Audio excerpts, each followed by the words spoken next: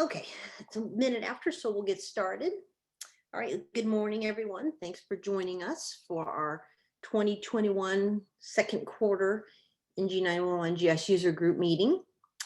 Glad everyone could be with us today, and we are going to go through, of course, I'm Eileen Battles with DASC, and today we're going to go through our typical agenda. It'll be myself and Kristen Jordan Koenig will be going over the Next Gen 911 toolbox. Normally Sherry Massey joins us, but she kind of had a last minute emergency meeting that she just couldn't get out of. So I'm going to cover her portion at the end of the meeting. So you'll just have Kristen and I today providing the update. So as usual, feel free to, I think everyone is muted. So feel free to, if you have any questions, as we're talking through things, pop those in chat. I'm trying to monitor that, and Kristen will help me keep an eye on that as well. So yeah, feel free to submit any questions that way, and either we'll answer them now or we can also take questions at the end. So either way is just fine. Okay, well, let's start off with a project update. So here is the current status map for the Kansas hosted solution. As you see, we continue to grow. Actually, Coffee County there, just south of Osage, just joined the hosted solution this week. So they just turned green. Later on this year, I think in the next few weeks, Geary will be cutting over to the hosted solution. And then this fall sometime, Osage will be joining as well. So with Coffee cutting over this week, that brings the number of PSAPs on the hosted solution to 102. There's actually, if our total number is something like 107 by the time you add in the Yoder Backup Center and then different other backup centers throughout the state. So it's quite impressive that we've got such a large number of PSAPs on the same hosted solution using the same, call handling system and the mapping solution and everything together. The counties or PSAPs in orange are still on their own standalone PSAP. I know a couple of them have expressed interest in moving over to the hosted solution, but still yet to be determined. I think for a couple that joined this year so far, it was they were on their own standalone solution, and it became they're getting to the end of the term of their contract for that. So they evaluated options and decided to join the hosted solution. So I can see at least a couple of those orange counties joining as well, and probably in the next couple of years. And then of course, the MARC region, which is the gray counties, will continue to host their own solution since they straddle the Kansas and Missouri side. So, we continue to collaborate with them on moving forward with Next Gen 911, but they'll always have their own standalone solution for their area. Just a couple little kind of reminder schedule updates. The usual reminder that the submission deadline, the GIS data submission deadline for this quarter is June 30th. I thought you might want to see, we report these numbers at every 911 coordinating council meeting. And I thought, well, gosh, maybe you guys would like to see kind of what our GIS submission numbers are for the state.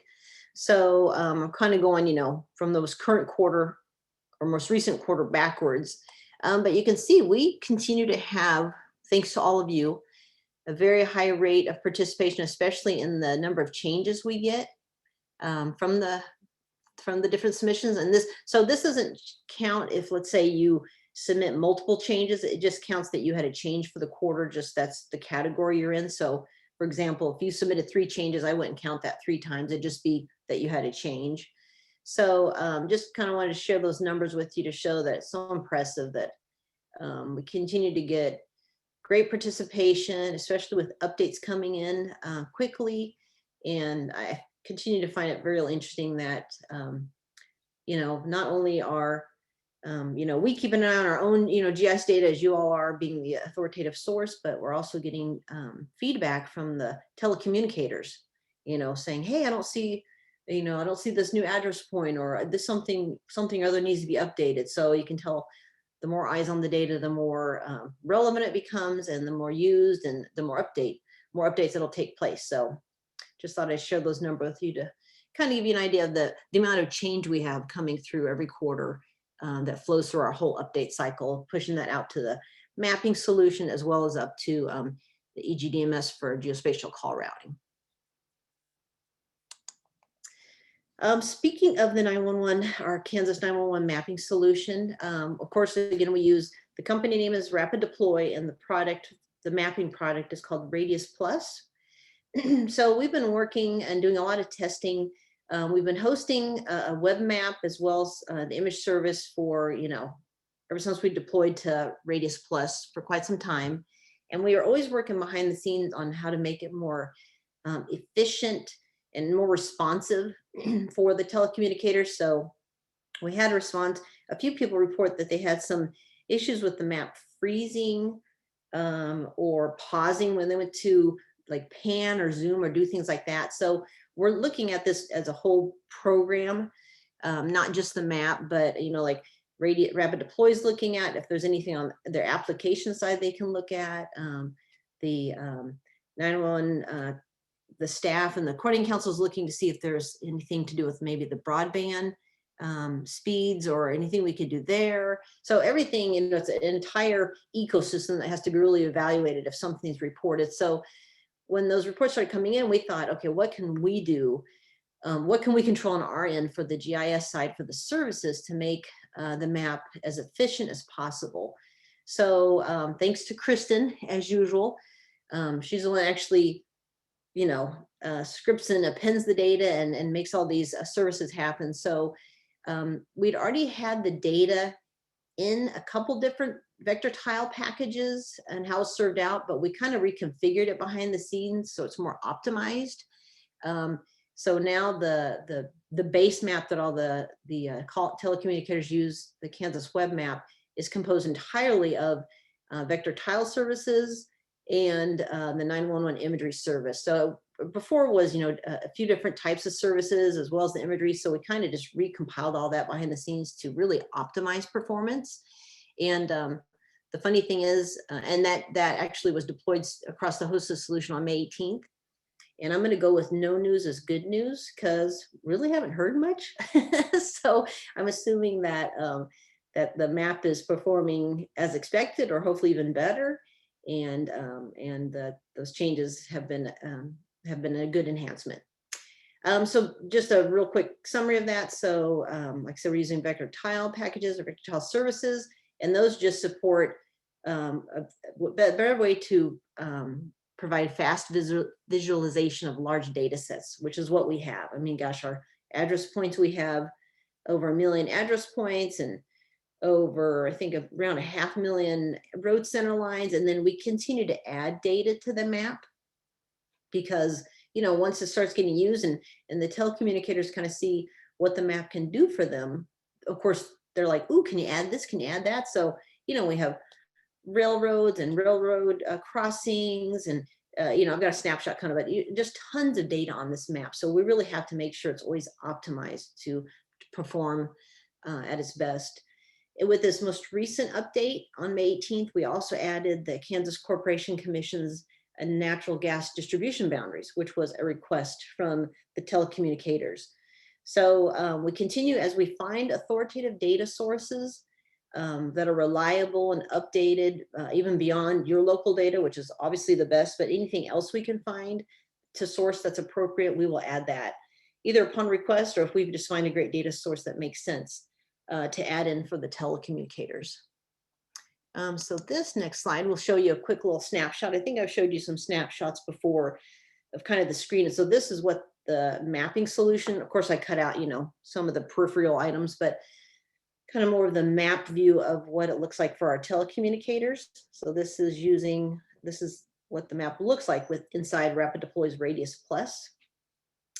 There's a lot of information there. So in addition to, I zoomed in, so if you're zoomed further out, you'd see, of course, more roads, emergency service boundaries. I'm not in an area, I think, where you can really see the railroads, but there are, railroads, railroad crossings.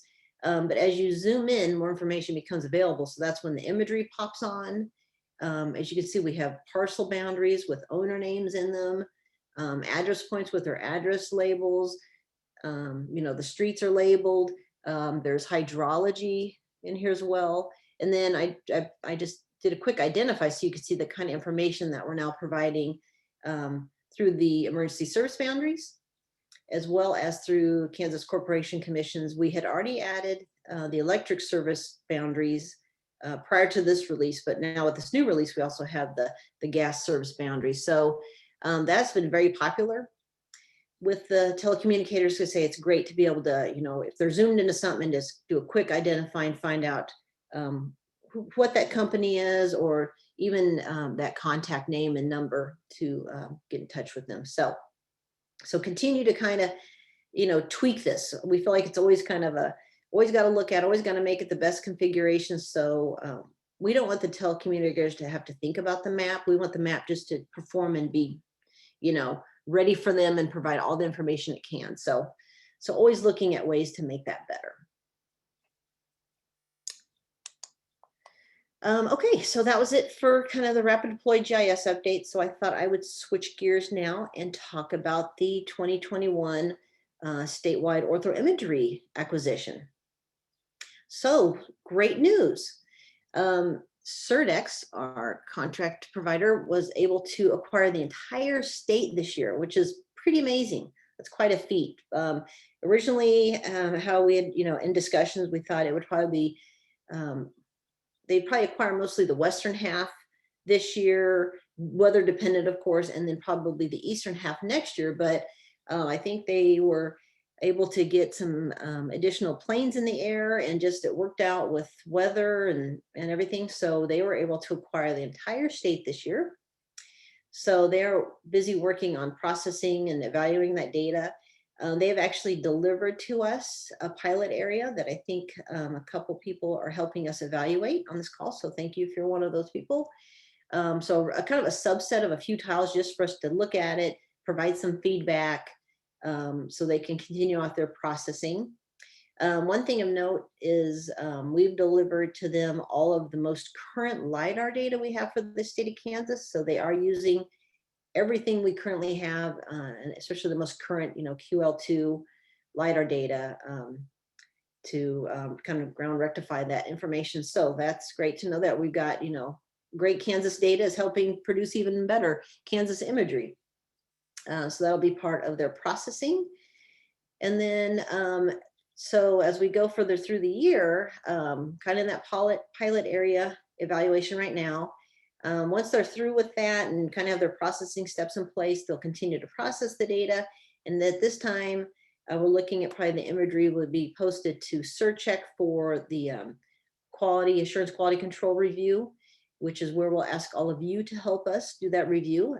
We had great participation in that for our last acquisition, and we appreciate that, and hope we'll have just as many volunteers this time. So expect an email from myself or Kristen or Brent Miller from DASC around September timeline. You'll be hearing from us. Somebody from DASC will be contacting you to gauge your interest and to see if you're interested in. And the CertCheck, it's just a web-based reviewer that it's really easy to assign someone an area. The imagery is broken into a grid, so you can just go through and check through each grid in your tile area through that and provide, flag things and provide feedback. So we'll be looking forward to that sometime in September. And then once we get through the review and all that, I think the final delivery line is a little squishy because, they were able to acquire the entire state this year, which is tremendous. So if you get the entire state, that's a lot more imagery to process. So, maybe January, I think that, is kind of to be determined based on our QA steps and how they get their processing completed and everything. But it's exciting. So, sometime within the next year, or at least by around the beginning of the year, we'll have some imagery to start creating some services out of, and that'll be able to distribute. So as a reminder about the imagery, these are the specs for the 2021 acquisition. I think really the main thing to highlight is there are no license restrictions on this particular data acquisition, so it'll be all public domain. So our plan would be to not only create a service for public consumption, as well as to use in the Radius Plus dispatch map, but also to put the data out probably in County Mosaic Mr. SID files for download. But again, if you want the the geotiffs, do you want the raw data to do your own thing with? And we can certainly provide we probably won't put those out for download because that's a ton of data, but we'll put together some sort of, request form that if you want access to that, that we can provide you a link to get that process and provide you a link to download that. And as well as the different map projections that are listed. So very excited about having the support of the Kansas 911 Coordinating Council to help fund this acquisition, because this is our third acquisition to support 911. And as y'all know, gosh, we use this for, and I think all of you do too, use it for so many different things, not just 911, but appraisal information or, public or utility or public works type of thing. So this imagery is so valuable that it's great that we've been able to do it. It's our third round. And then also part of that imagery is a reminder that there is a local buy-up option. So we are in a 3-year contract with Surdex. Even though we're in our first year and they acquired the entire state, that doesn't limit your options in participating in this local buy-up. So you have the next 2 years still to consider this. So even if you're thinking, oh man, we really want local imagery, but it's just not in the budget this year. Well, you've got next year and then the year after that to still consider it. So even if you're just curious about getting an estimate on pricing or what that arrangement might be, feel free to reach out to Tim Donzie with Surdex. His contact information is there and he can provide an estimate. So like I said, even if you kind of want to estimate to work it into the budget that it won't work this year, but you might want them to fly, your cities at 6-inch or 3-inch or have a particular area of interest you want at a different scale, or even I think recently, I think it was Douglas County or maybe I can't remember, if it's the 3 counties, they got LiDAR, Surdex flew LiDAR for them. So just to know that that arrangement is in place for, this year and the next 2 years. So feel free to reach out to Tim with any questions and he'd be happy to help you out with that. And sorry, can I just jump in really quick? Or send Ken a fax. I see his fax number is listed there. So somebody please do that. I love that. I'm like, why does he have his fax number? He's not even in the office. Yeah, exactly. So yes, reach out, send us, smoke signal or telegraph, whatever you want. I'm sure Ken will reply to that. Yeah, that's always so entertaining. So maybe contact Tim. That might be better off.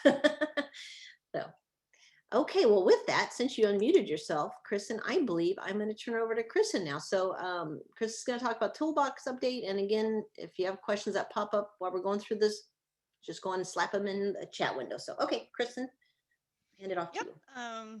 I'm Kristen and here to do the NG911 toolbox update. So we sent out a new version of the toolbox in early May, and if you haven't grabbed a copy of that already, please do that. The biggest update that we had in there is checking address point lat long values to make sure that they are actually geographically inside the PSAP according to geographic coordinates. We had some lat long values that were calculated, for example, like in state plane, and that kind of messes things up once it gets to Intrado. That was causing some errors. One bug that was found after I released that was that the check was not skipping records that were not for submission. And so if you're running into that, just go ahead and download a fresh copy of the toolbox from GitHub. That bug has been fixed, and so you can download a fresh copy and won't run into any problems. We have a few, well, the future is now for toolbox updates. Intrado reported that they were getting some strange characters inside certain address component attributes. And these were characters like pound signs or slashes, asterisks, some other stuff like that, that were causing some issues on their end, as well as some attributes that had the typed in null. And so I added a tool to check attribute values for these in address points and road centerline, and a warning will be shown with, and that version of the toolbox is now available in GitHub. It's not required just yet. On our end, we are stripping all those things out with data submissions before submitting data to Intrado. So know that that's something that we're doing on our end starting 20 minutes ago, 40 minutes ago. And so if you want to see, your data exactly as it's going to be represented statewide, then probably a good idea to download an updated copy of the toolbox so you can see exactly what characters are getting stripped out. We're just replacing it with nothing. And so that's what's happening now. And just kind of a word on null. This is a very brief, abbreviated, non-university computer science go over on null. Null is a state of being. It is not a value. Null is the state of being empty. And it's kind of different. You have a box that has a state of being empty. That is null. If you put something inside it that says null, it is not empty. And therefore you're not null anymore. So just know that it's an acronym that my band director in high school used all the time, WIDLEO. When in doubt, leave it out. So if you don't want anything in that field, just don't put anything in the field. It can be empty. It can say null, as the database representation, but just don't type in null. Better to leave it blank. That's my quick go over in case anybody has any questions. Any questions for Kristen? Nice shout out to the high school band teacher. I like that. Yeah. My son just graduated from high school last night, so I'm, appreciative of high school teachers, kind of in a big way right now. So, all right. Some of the lessons stick around. WIDLEO, yes. Calculus, no. So, well, maybe the more useful in the day-to-day life ones stick around. Yes. Okay, good. Well, if you think of a question, go ahead and pop it into chat, and then I will move forward with Sherry slides. So I'm going to put on my Sherry Massey cap now and talk about the GeoMSAG and Geospatial call routing update. Really not a ton to update today, kind of general announcements and things like that. The first thing are some news items. So like I showed in the map earlier, now with Coffee joining the system this week, there are now 102 PSAPs on the system running solely with GIS data, which is pretty amazing. And again, the Osage and Geary County / Junction City will be joining this year. As far as training goes, as you know, it's been kind of a crazy year-ish to kind of adapt to our, pandemic needs.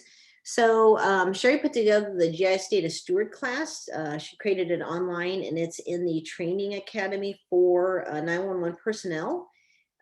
So that is still very relevant and current data. So if you have a new GIS Data Steward for your organization that needs training, have them reach out to their 911 liaison, and they can make sure they're enrolled in the platform they need to be, and that they have access to that training class. I think she's considering holding a data steward class at the fall APCO, which is kind of the 911 conference for Kansas, because that will be in person. But it kind of depends on if there's new data stewards and the class needs to be held, or if there's interest or not. So I think that's kind of a to be determined at this point in time. We have a spot at CAM this year to hold the GIS Data Maintainer class, and CAM is going to be in person as well. Of course, the Kansas Association of Mappers Conference. So the plan is to hold the GIS Data Maintainer class at CAM. I believe it's the last week of October in Topeka, in case anyone's interested in that. And that should be in person. So I think the plan is now, with things still being so fluid with what's opening up and what's available and where we can hold classes and how many we could have in the class or anything. I think the plan at this time is to just wait until CAM to have an in-person class, and that'll probably be the only one in person for this year. But of course, the recording of last year's GIS Data Maintainer class is still available, and like Sherry says, all the information is still relevant. So if you need a refresher or want to review that, that is all available online for you to view whenever you'd like to. So more information coming on that with training there. Okay, the next thing is kind of a quick review of our ESB, Emergency Service Boundary Alignment Status Map. So we're in pretty good shape. We still have a few outliers that need to work on aligning things, and the different colors I think just represent, I think red is if it's an in-house GIS maintenance, whereas blue is maintained by a vendor. And then of course green, and I don't know why Wyandott's blue, but that's just representing the MARC region. So we still have a few that we really need to get into alignment to match up with the rest of the state. So if you're one of those counties, let us know if you have any questions. I know there's several tools in the toolbox to help you accomplish this. So feel free to reach out if you have any questions on getting that taken care of. Okay, so the next thing is kind of an update on the AT&T's public safety platform. So anytime you hear us say AT&T PSP, that's what we're referring to. So Sherry and I have been participating in meetings with AT&T over the last few months. And I guess the big news takeaway from all this is the 911 net, Entrato's 911 net is going away for us, meaning Kansas, which would also mean no more of those little crazy tokens. So there's pros and cons to this whole thing. So what will be replacing that is AT&T's PSP. So they're basically taking over that database function portion of that. So Entrato will now be in AT&T's bucket to take care of. We are ongoing with communication and testing with AT&T because this is a major transition, and we want to make sure everything's in place and is done correctly before we actually do transition. So now we currently, Kristen Scripps package up our statewide data, and we submit that to Entrato for the whole EGDMS and ECRF processing and function, basically converting it to a GeoMSAG. Long term, the change will be that we will submit that instead of submitting that to Entrato, we'll submit our GIS data to the AT&T PSP, and they'll take care of the more ALI database side of things. But then the GeoMSAG part will still be submitted to Entrato, but through AT&T's PSP. So it's a little change in the workflow configuration. So we're currently, and Kristen got looped into this, of course, as well. So we're currently testing, submitting the data, what's working, what's not working, a lot of back and forth messages, email strings that are, 40 long of, did this work? Try this again. So lots of testing and communication going on to try to get this right. So we'll just let you know that we're working diligently with them about this transition. I don't see the messages that go out to the PSAPs, but I guess AT&T has sent some messages to the PSAPs about this transition or about this AT&T PSP migration. And from what I've heard, the access and training, the messages have been kind of inconsistent. So you will continue to have access to 911 net if that's your current method. And for viewing your GeoMSAGs and TNs, and for submitting TN change requests, really until you hear from us. So if you get a message that's confusing or you're uncertain about, exactly what's happening, whether, feel free to reach out to us, probably specifically Sherry, because she's really the one that is in the weeds with all of this about the transition. So a little bit of change is coming, but more announcements and training and information will be forthcoming as well. So you won't just be blindsided by this. More information is coming about this transition and what's going to happen there. So kind of some behind the scenes things, but it will change. It will change eventually that you won't access 911 net. It'll switch to the AT&T PSP, but not yet. So in the coming months that will be happening. And I'm sure we'll have a lot more to share about that once we kind of know all the details. Okay, so with that, I think really the last thing I have is to remind you that all this information is online. So whether you go to the 911 Coordinating Council's website, there's a GIS section there with, content and standards and different things like that. And then also under the DASK initiatives website as well. I guess the one last thing I should mention is we continue to communicate with different states who are working on Next Gen 911. We recently had a meeting with the Arkansas, their GIO group about they're kind of just getting started on Next Gen 911, and I know we've met with Oklahoma, and I think New Mexico's reached out to us, and we've talked to different PSAPs in Texas and just different states. So just so you know, we continue to get complimented on the work that you all do with updating your data and maintaining the data with the submissions, and also the tools, the wonderful tools that Kristen has been key in creating and using that as well. So just, we've been meeting with a lot of different states, and sometimes they borrow a few of our items, or we talk through a process and how we do it, and we learn from them how they do it. So yeah, this is definitely starting to really explode nationwide.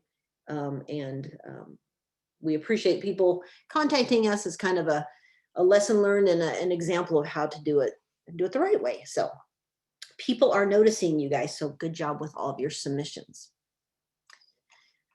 All right, well, with that, that concludes the slides, and I don't see a darn thing in the chat. You guys are so quiet today. So must have caught you before the holiday weekend. You're all trying to figure out how to get out of the office. So I'll just leave it open for a second. Any other questions that come to mind, whether you want to unmute yourself or submit it to chat.